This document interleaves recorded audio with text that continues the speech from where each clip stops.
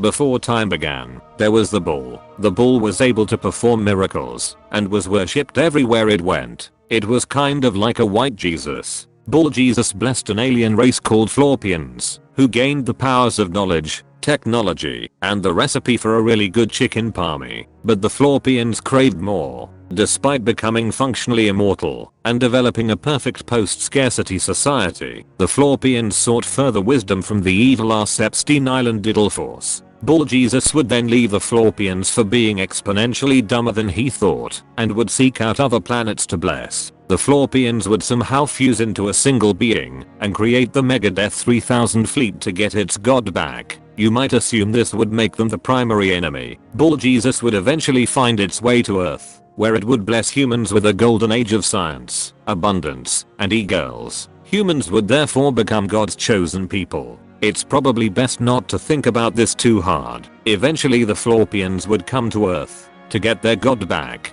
However, instead of running, Bull Jesus would resurrect a bunch of dead humans and grant them immortality with the help of robo-drones. These robo-drones would briefly sound like Tyrion Lannister until Bull Jesus decided against it. These resurrected humans would become warriors who fall into three main categories. The first are the hunters. These Adderall addicted warriors always seem to be 50 meters ahead of their teammates and have a weird affinity for climbing things. They also wear capes to be the ultimate theater kids. The second are warlocks. These guys go into every raid, knowing the attack patterns of even the most Magikarp enemy. They spend 40% of their playtime in menus, but you love them all the same. Last up are the titans. These crayon-eating Malay monkeys are more dense than a neutron star and have an inability to retreat. They see no need to seek cover and simply bring their own. Despite their entire planet being under constant threat, these guardians of the galaxy will spend most of their time grinding the same 4 activities for hundreds of hours at a time. Such activities include Gambit, which no one seems to like, and the Trials of Assyria. This true crime against humanity requires guardians to score 7 wins in a row against the most unemployed people on the planet. Their ultimate reward is untold levels of pain and suffering. Most of a guardian's time is spent increasing their power levels by microscopic amounts by fishing for the one meta item that seems to have eluded time and space itself. Guardians regularly visit the mysterious Graggle, a used car salesman who might have something you actually want once in a blue moon.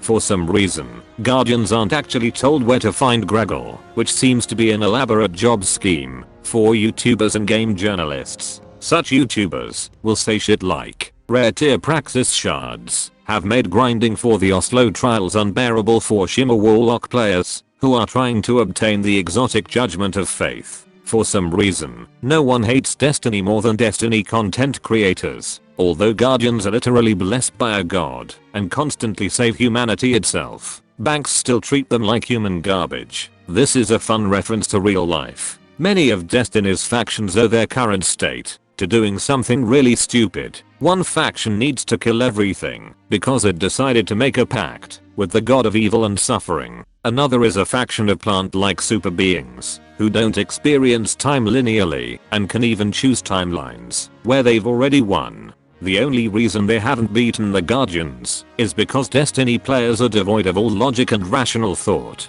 Other factions include Bull Jesus' secret family. Bull Jesus' secret family that tells you not to come to school tomorrow. And Turbo Republicans. The goal of any Guardian is to participate in raids. These are highly coordinated activities that take anywhere from 1 to 6 hours. Usually these are to defeat bosses, such as Shitfart, Harold of Ballsacks IV. Half of a raid's runtime will be a Warlock player over-explaining everything to the rest of the team. Guardians might expect that such exciting activities would be available to be completed forever. However, the storage space is needed to update the Eververse store. No refunds will be provided. For some reason, Sony thought this game was worth nearly as much as Star Wars. Please enjoy your second job.